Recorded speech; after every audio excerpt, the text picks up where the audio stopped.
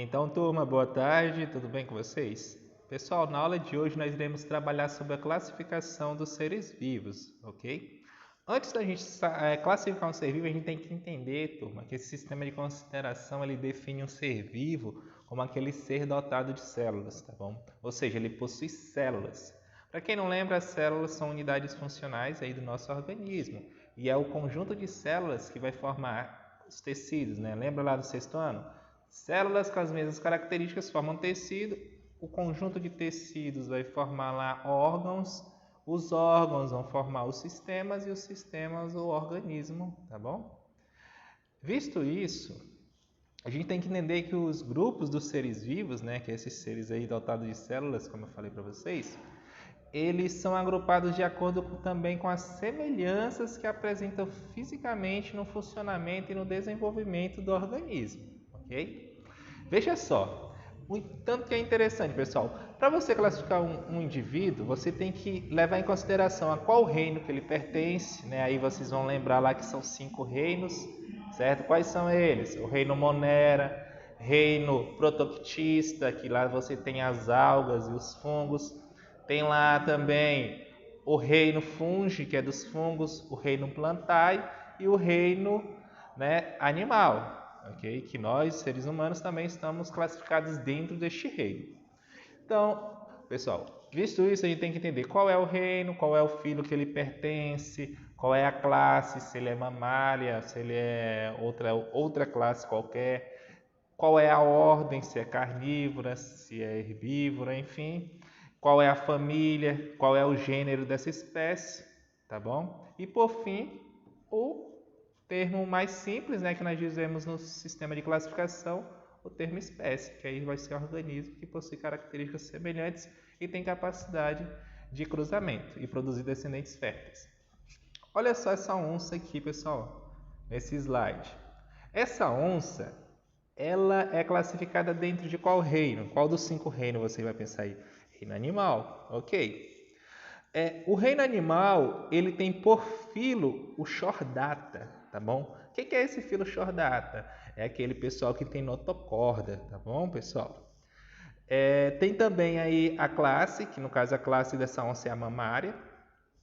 A ordem, ela é carnívora, certo? Então ela é da ordem carnívora, da família Felidae, que é a família dos felinos.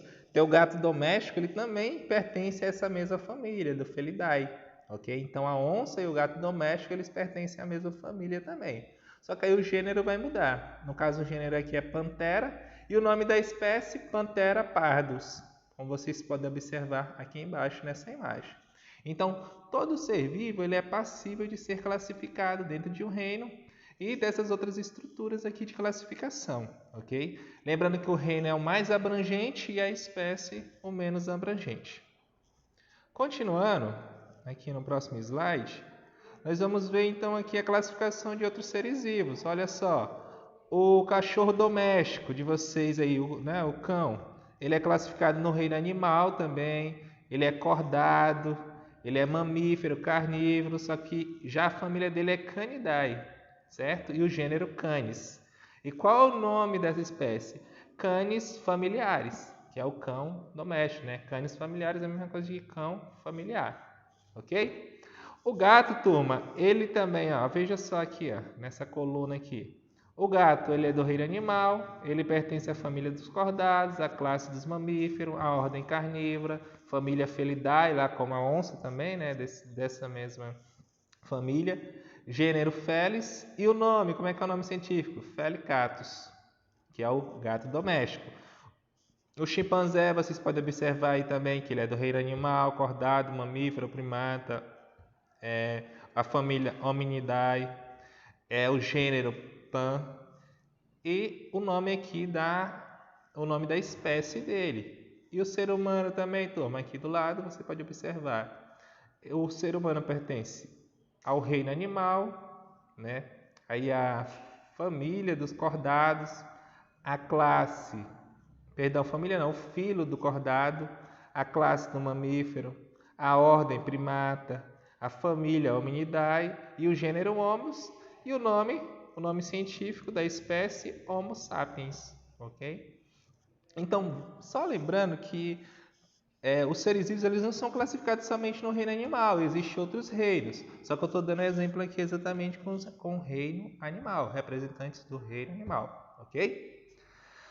Continuando, nós vamos entender o que é uma espécie, né? Que nós vimos lá que o sistema de classificação ele vai desde o mais abrangente até o menos abrangente, que é a espécie. Aí você tem que saber como que classifica-se uma espécie. A espécie ela é o conjunto de organismos capazes, que têm características semelhantes, certo?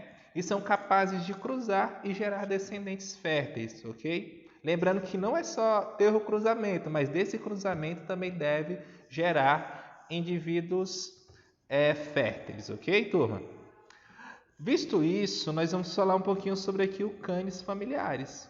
Olha aqui, o cão doméstico. Tá ele, o casal aqui e seus filhotes, ok? Lembrando que eles são os descendentes desses cães, eles são descendentes férteis, vão dar continuidade ali à linhagem daquela espécie. Como que eu escrevo o nome de uma espécie? Pode ser da seguinte forma: cães familiares. Nesse caso, nesse primeiro exemplo, eu estou colocando as letras de forma itálica, tá bom? Que era um pouquinho deitada essa letra. O que acontece? Para escrever o nome de uma espécie, eu preciso do gênero e do epiteto específico da espécie. Lembre-se disso. O primeiro sempre será o gênero, o segundo vai ser o epiteto específico, ok? E quais são as formas que eu posso escrever este nome científico das espécies? Eu posso escrever ele, primeira inicial sempre maiúscula, a segunda minúscula, ok? Eu posso colocar o formato da letra itálico, ou eu posso colocar o negrito, destacar ele, como é aqui no segundo exemplo, certo? Ou eu faço apenas sublinhar ele. Lembrando que o primeiro epiteto, que é o gênero, ele é sempre maiúsculo. E o segundo, que é o epiteto específico, inicial minúscula. Tá bom? Existem casos, turma, como eu falei para vocês, que o conceito de espécie é ter características semelhantes e gerar descendentes férteis. Existe o caso de algumas espécies diferentes, né, cruzarem. Pode até gerar descendentes, mas esses descendentes eles são híbridos, porque ele é a transição entre duas espécies. E esses indivíduos eles não vão conseguir dar continuidade a nenhuma das duas espécies, porque ele é uma mistura, né? Ele é híbrido. E a descendência é estéril, ele não é capaz de se reproduzir. Quais são os exemplos que eu te dou? Cavalo mais jumento ou jumento e égua, ele vai produzir a mula. A mula é o burro, né? Que a gente chama aí vulgarmente de burro. O que acontece? O burro ele é estéril, ele não é capaz de produzir descendentes, ok? Da mesma forma, o cavalo, se ele cruzar com a zebra, ele vai produzir o zebralo. Zebralo, ele é estéril, ele é um híbrido, certo? Então, híbrido, ele não vai produzir descendentes, certo? O leão e o tigre, sabemos que o leão e o tigre, se chegar a acasalar, eles são de espécies diferentes, certo? Vai produzir o ligre. Ligre é um indivíduo estéril, tá bom? Que é um híbrido de transição entre o leão e o tigre, certo? E não vai conseguir produzir descendentes férteis. Se você ficou curioso aí para saber quais são essas espécies híbridas, como que elas são, vocês podem estar pesquisando aí na casa de vocês, tá bom? Pesquisa aí algumas imagens para vocês poderem ver. Por mais é isso, turma, boa aula, um abraço a todos e façam as atividades que eu irei passar hoje aqui no grupo. Tchau e um abraço.